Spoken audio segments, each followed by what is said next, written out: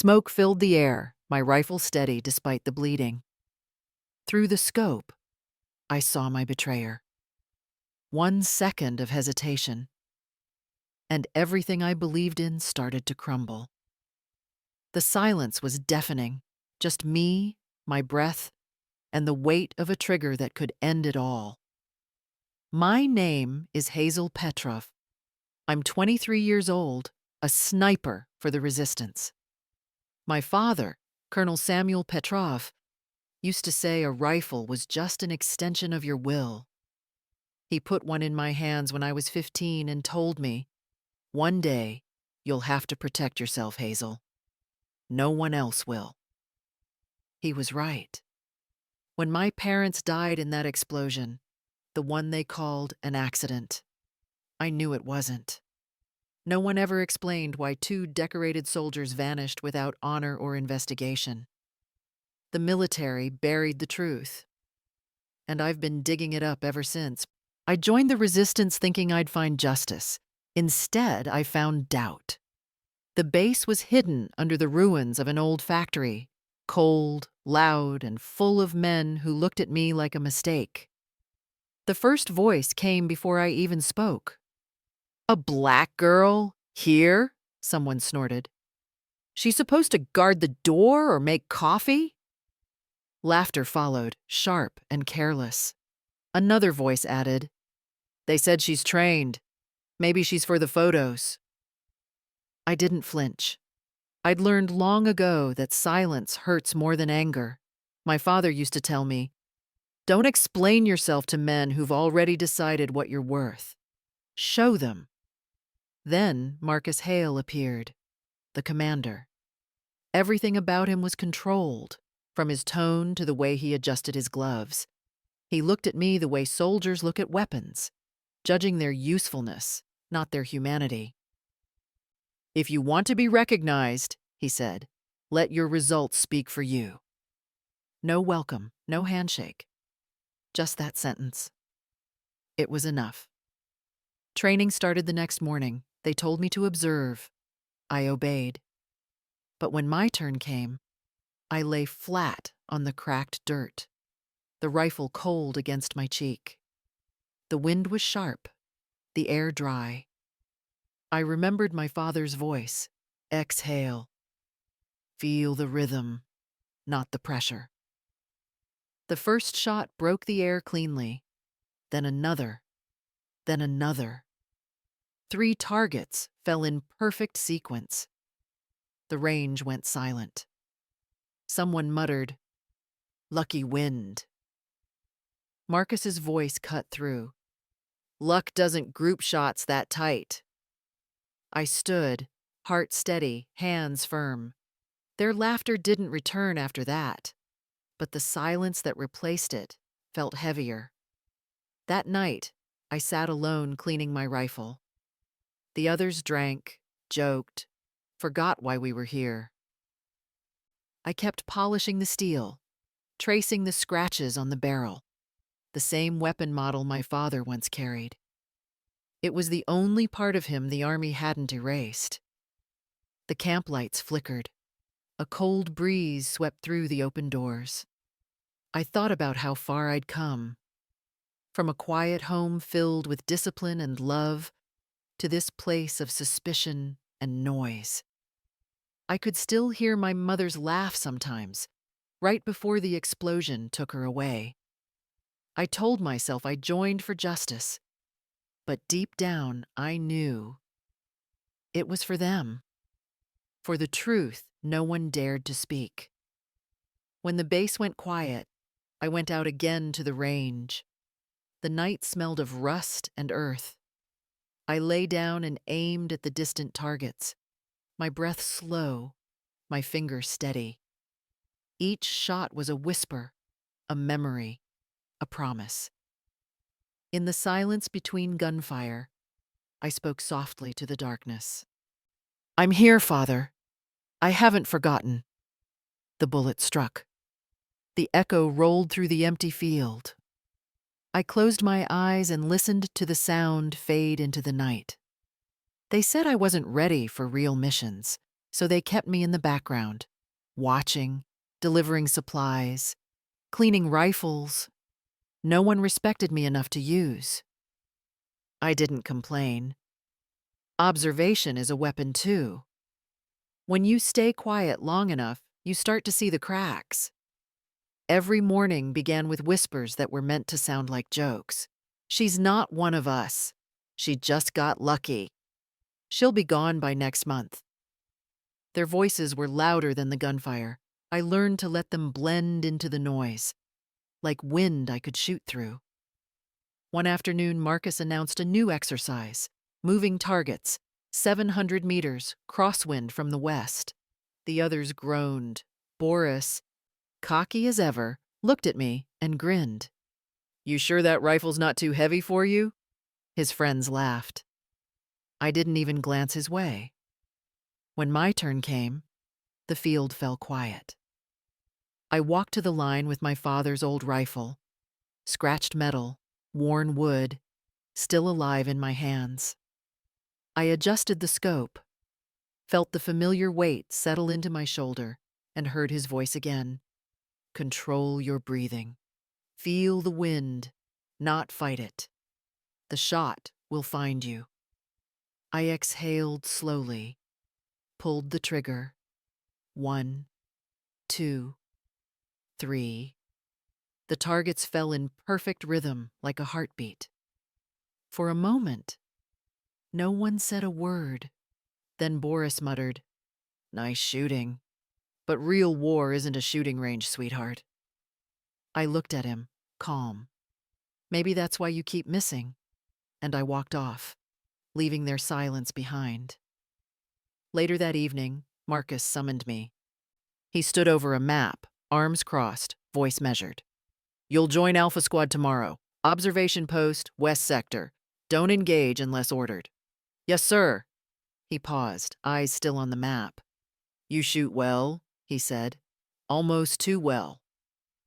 It sounded like praise, but it didn't feel like it. It felt like a warning. The next day, we moved out before sunrise. The city ruins stretched endless. Broken windows, burned cars, shadows of what used to be homes. I climbed into a half-collapsed building, took position by a shattered window, and waited. For hours, there was nothing.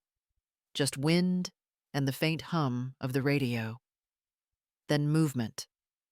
4 soldiers approaching from the north. I whispered into the comm, "Contact. North corridor." Marcus's voice came back, calm. "Hold position. We'll handle it." But they didn't see what I saw. Across the street, hidden in the rubble, another sniper. His scope flashed once. Sunlight hitting the glass. I didn't think. My body moved before my mind caught up. One shot. The glint vanished. Then everything exploded. Grenades, shouting, dust.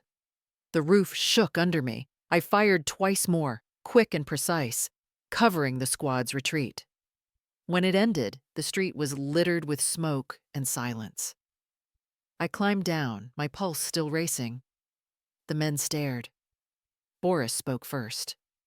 "Guess she's not just for the pictures," he muttered, half to himself. Marcus turned toward me. His expression was calm, but his eyes weren't. "Good work, Petrov," he said. I nodded, but I could feel it. Something had shifted. His voice carried more than command now. Admiration. And something colder. Fear. That night, as I cleaned my rifle, I thought about that shot. The instinct. The silence that came after. I'd saved them, but the way Marcus looked at me made me uneasy. Like he'd seen something he couldn't control. He wanted obedience, not independence. A soldier who followed orders, not one who could outthink them. My father used to say, "The moment you prove yourself, they'll either raise you up or mark you down." Now I knew what he meant. Being the best didn't make me safe. It made me visible. And in a place like this, Visibility could get you killed. They called it an opportunity, a chance to prove yourself. An assassination mission, a supply convoy moving through the northern sector. Marcus gave me the file himself, his voice steady, his eyes unreadable. Your shot will decide this operation, Petrov. No mistakes. No mistakes. The phrase echoed in my mind. The plan looked simple, too simple. I'd learned to fear simplicity. It hides the parts they don't want you to see. All night I studied the route.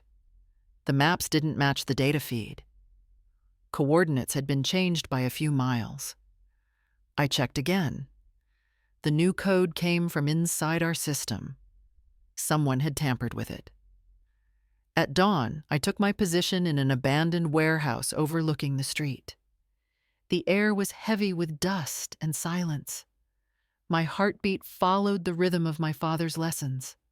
Slow breath, steady hands, one shot that matters. Through the scope, I saw the convoy approach, engines rumbling, steel glinting in the pale light. I adjusted for distance, wind, and waited for the command. Then something felt wrong. Too many vehicles, too much precision. It wasn't an ambush. It was bait. Static burst in my earpiece, a broken voice. Abort mission. Repeat! The explosion hit before the message finished. The ground ripped apart beneath me. Heat slammed into my chest, throwing me backward. I hit the concrete hard, pain shooting through my leg.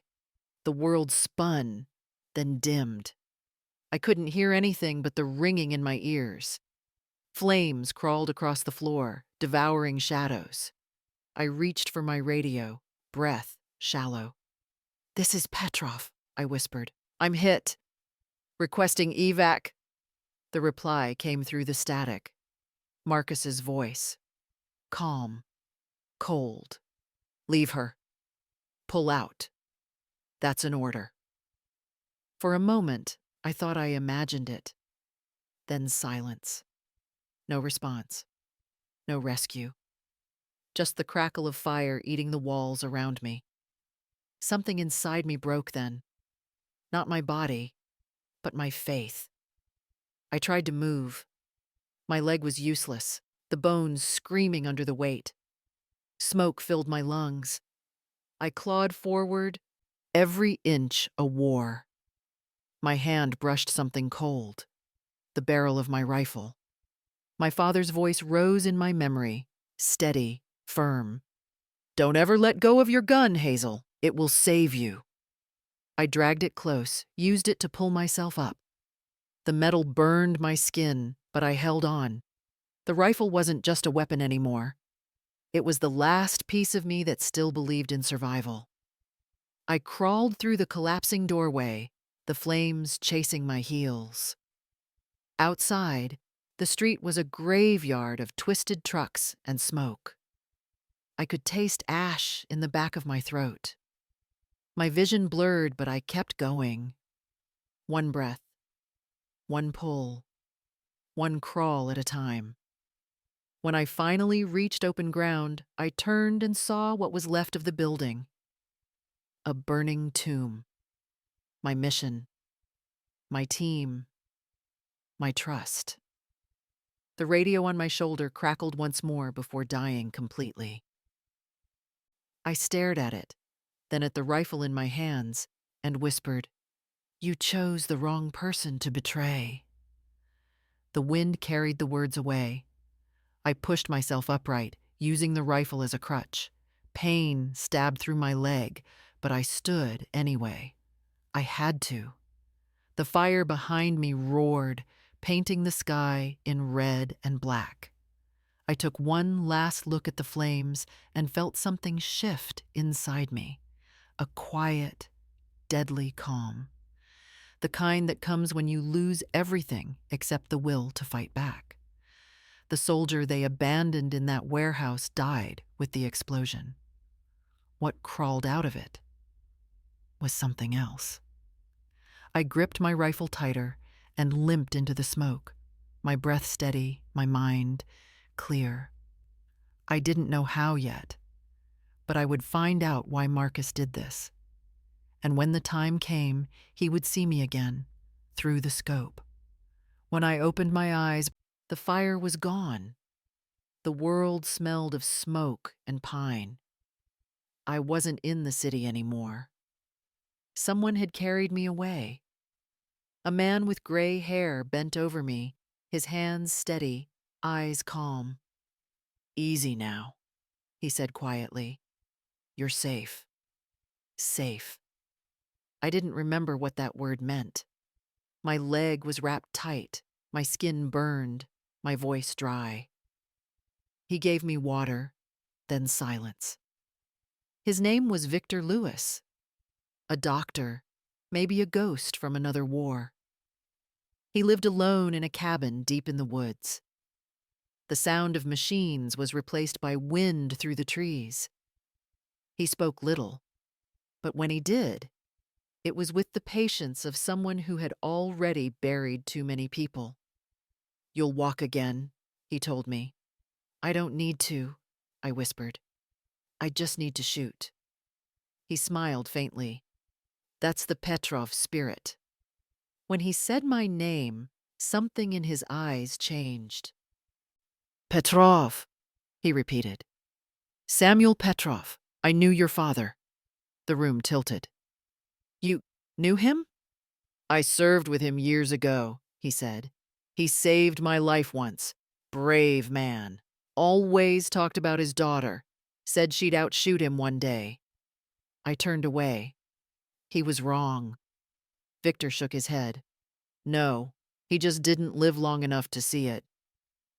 8 weeks passed between pain and discipline. Victor fixed more than my bones. He made me work, stretch, balance. When I fell, he only said, "Again." His tone reminded me of my father's.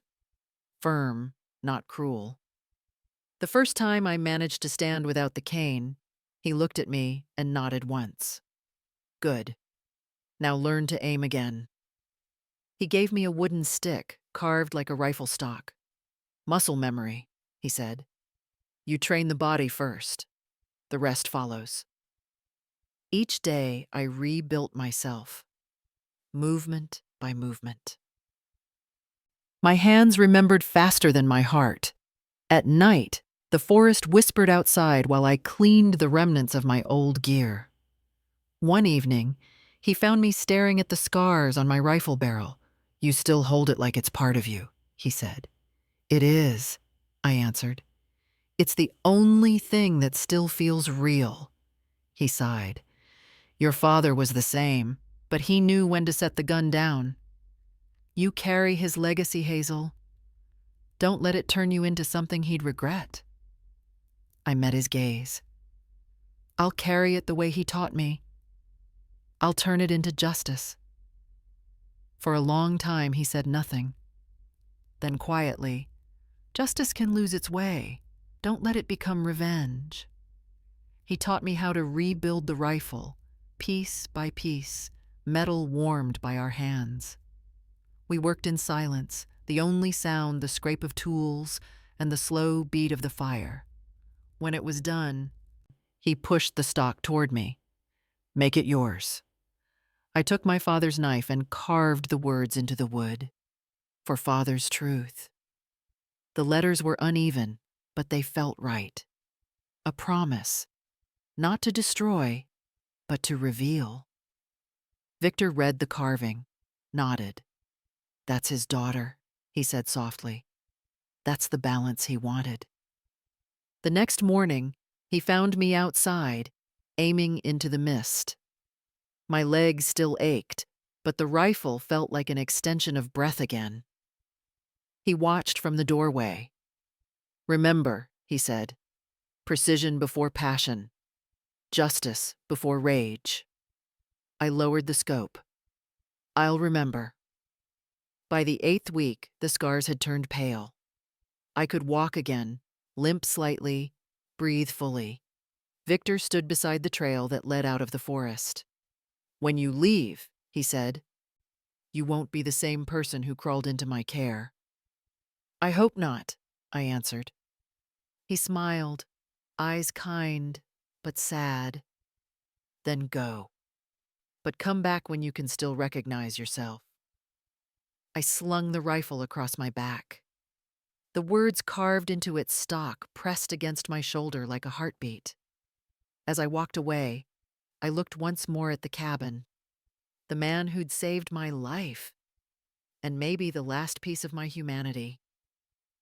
The forest swallowed the path ahead, and I whispered, half to him, half to my father, "I'll make it count." They started calling me the Black Sniper, a name whispered between both sides, half fear, half myth. They thought I'd died in the explosion. Maybe I did. The person who crawled out of that fire wasn't the same. I worked alone now. No insignia, no team, no orders. My only companion was the rifle Victor and I rebuilt, the one that carried my father's words, carved into its stock. For father's truth. My first mission back was simple: a traitor within the resistance, a man who sold coordinates for cigarettes and shelter. I watched him from a rooftop as he passed intel to the enemy. One shot to the spine. Quick. Clean. Justice, not mercy. Word spread fast. Units began turning on each other.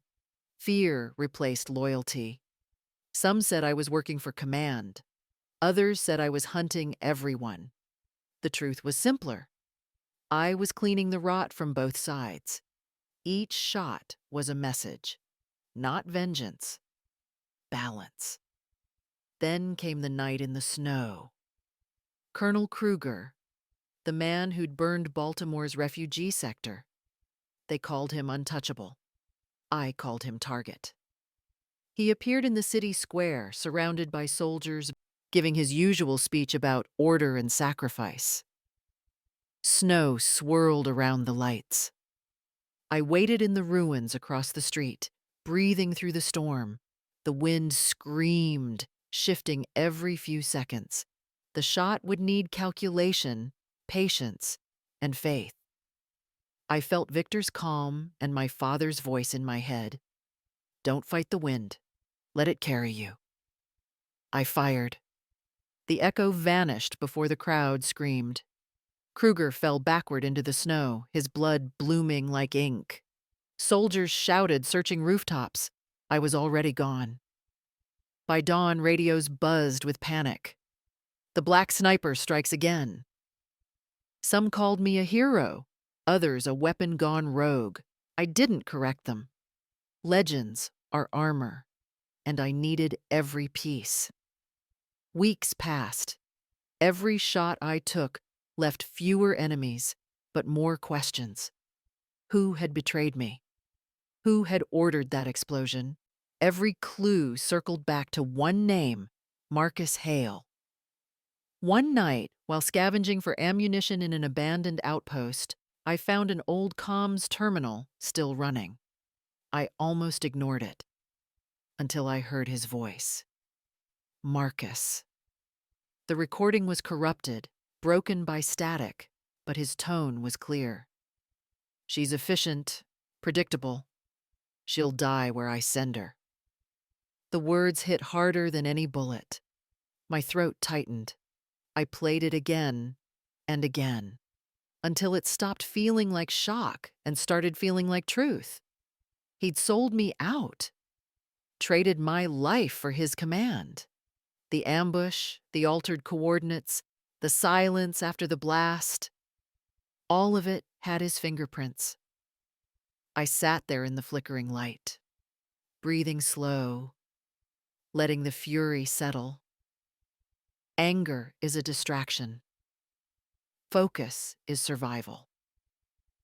I copied the data to a drive, pocketed it, and stood.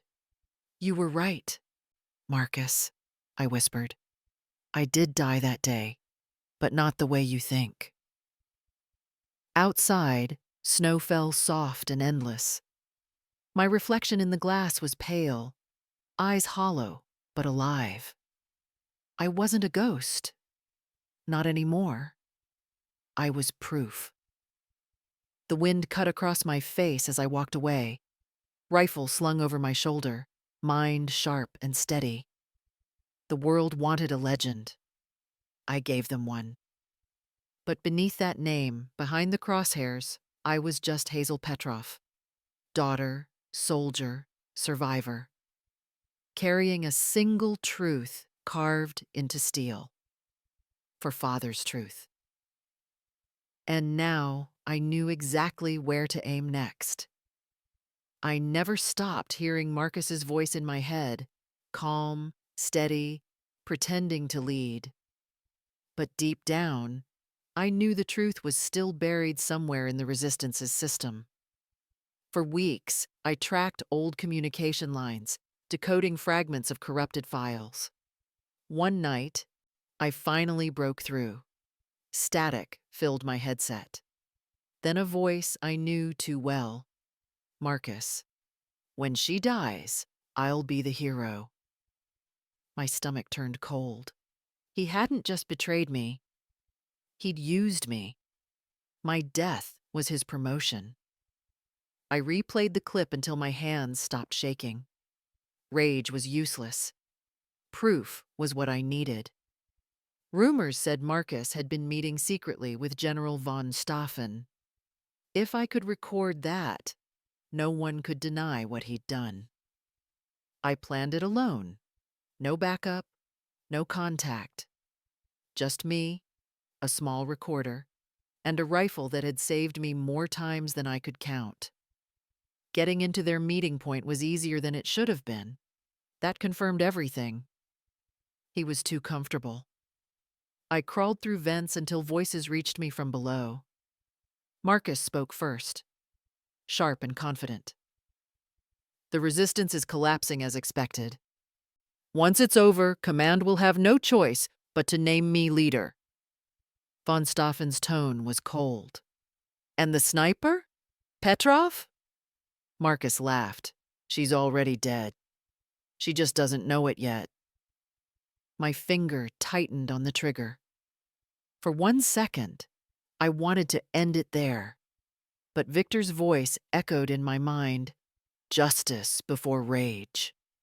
I forced myself to breathe, to listen, to remember why I was there. I pressed the recorder. Every word became evidence. Every lie became truth. Then footsteps. Chairs moved. The meeting was ending.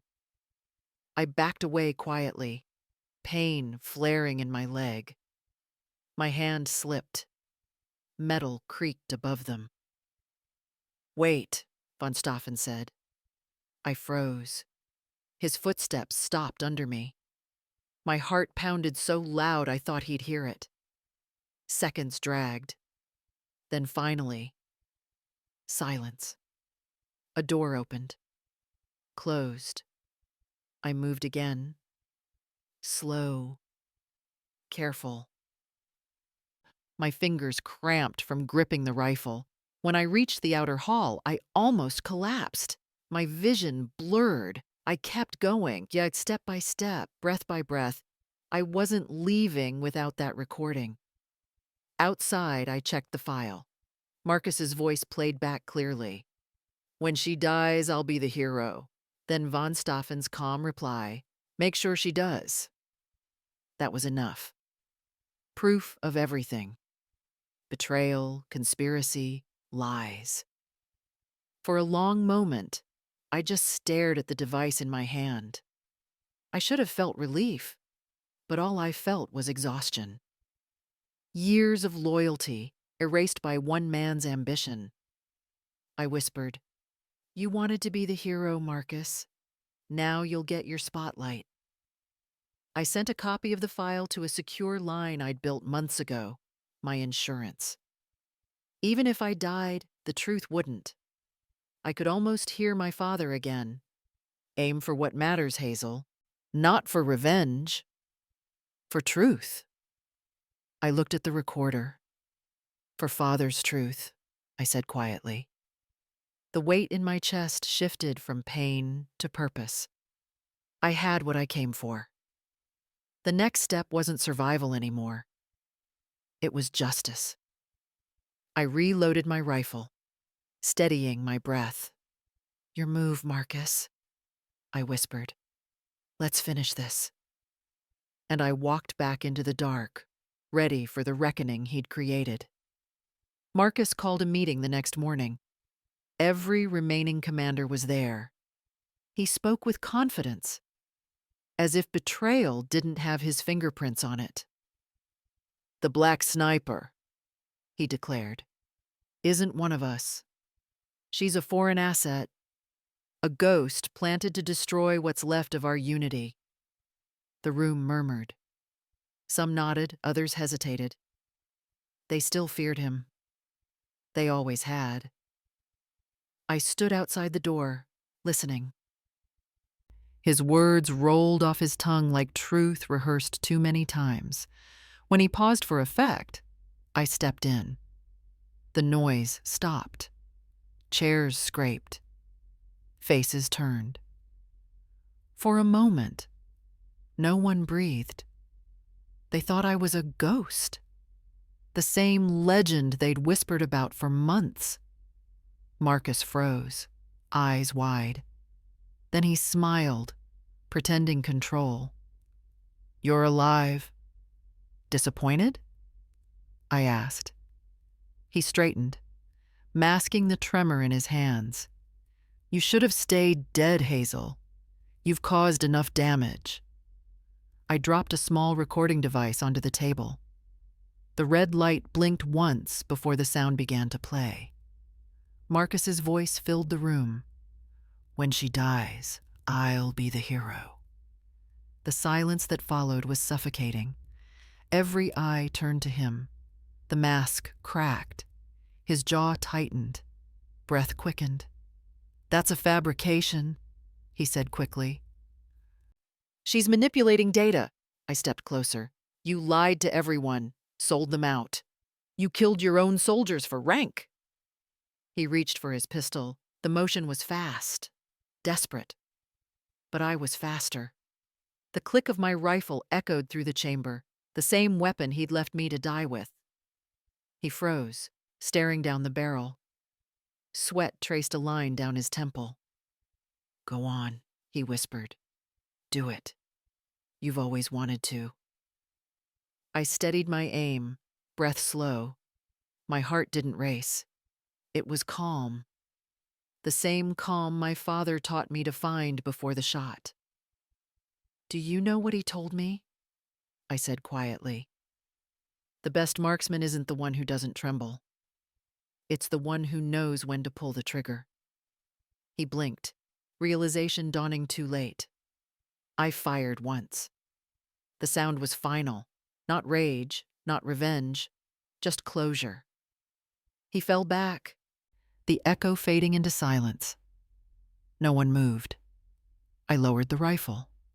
My hands were steady. The fear that once lived there was gone. One of the officers stood, voice trembling. Is that the proof? I nodded. Every word, every deal, every life he traded.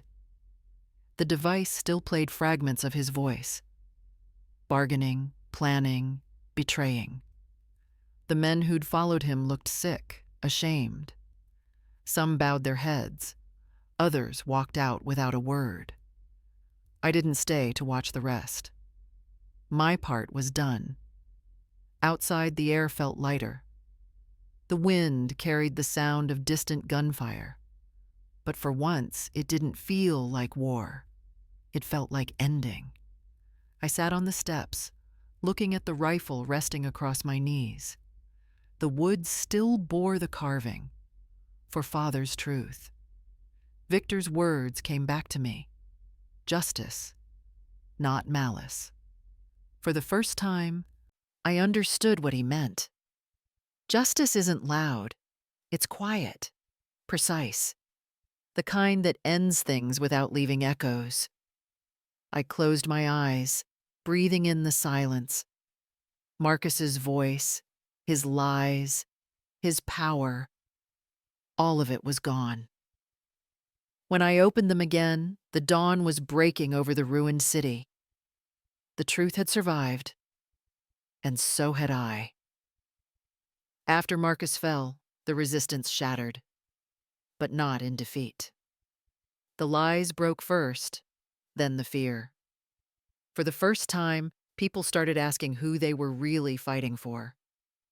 I took the proof to the remaining commanders. No speeches, just facts. They listened, then burned his insignia themselves. What came after wasn't revenge, it was rebuilding. We restructured everything. No single leader, no blind trust. Independent cells, small, adaptable, untouchable. The kind of system that couldn't be poisoned again. They asked me to lead. I refused. I didn't want power, only purpose. So I trained instead. The first recruits came quietly. Women, mostly. Mechanics, medics, radio operators who'd spent years ignored. Many of them were women of color, same as me, tired of being dismissed before they were seen. I taught them what my father taught me: how to breathe before the shot, how to stay calm when the world screams, and most of all, how to fight without hatred. They called us the Silent Wing. We operated from the shadows, striking fast and leaving no trace. Every bullet counted. Every mission meant something. When the enemy realized what we'd built, it was already too late. General von Stauffen became their last hope. The man who had sat across from Marcus now commanded the remaining occupying forces. He was careful, surrounded by armor, satellites, and soldiers who feared his shadow. But arrogance always creates a pattern. For months I tracked him, his convoys, his decoys, his mistakes, until one night he appeared at an old military base outside the capital, giving a broadcast meant to crush morale. The range was impossible, 1.2 kilometers. Even the wind turned against me. My spotter whispered, "No one's ever hit from that distance." I smiled slightly. Then no one's tried hard enough. Through the scope, I saw him step into the open. His metals gleamed under the floodlights. Symbols of cruelty polished to perfection. I steadied my breath. My father's voice came back to me like a pulse. "Feel the wind. Trust the silence." My finger tightened. The world shrank to a single heartbeat. One shot. One end. Von Stauffen collapsed mid-sentence, his broadcast cutting into static. The soldiers froze, staring upward, searching for a ghost they'd never see. The war ended before sunrise. By dawn, the flags that once represented oppression were torn down. People poured into the streets, exhausted, scarred, but free. When I walked among them, no one recognized me. I preferred it that way. Legends belong to stories, not streets. I handed my rifle to one of the young snipers I trained, a quiet woman named Lena, eyes fierce and steady. She looked at me like I used to look at my father. "Will you ever stop fighting?" she asked. I smiled. Fighting isn't the goal. Protecting is. Weeks later, the new government declared independence. They built a memorial for the fallen, and at its base, carved a simple line: "Truth requires those brave enough to see it through." I never stood on that podium. I watched from afar. The movement didn't need a face. It needed a foundation. At night, I still clean the rifle Victor helped rebuild. The carving on the stock is faded now, but I trace it every time. for Father's truth. The voiceover plays in my mind, the one I've been saving for this moment, for him. Father, I did it. Not for revenge, but to protect those who still believe justice doesn't depend on color or name or past. I look toward the horizon where smoke used to rise and whisper, "Rest now, your truth lives on." The wind moves through the trees, calm, clean, alive. And for the first time since the war began, I breathe without weight. Freedom doesn't sound like victory. It sounds like silence and hope.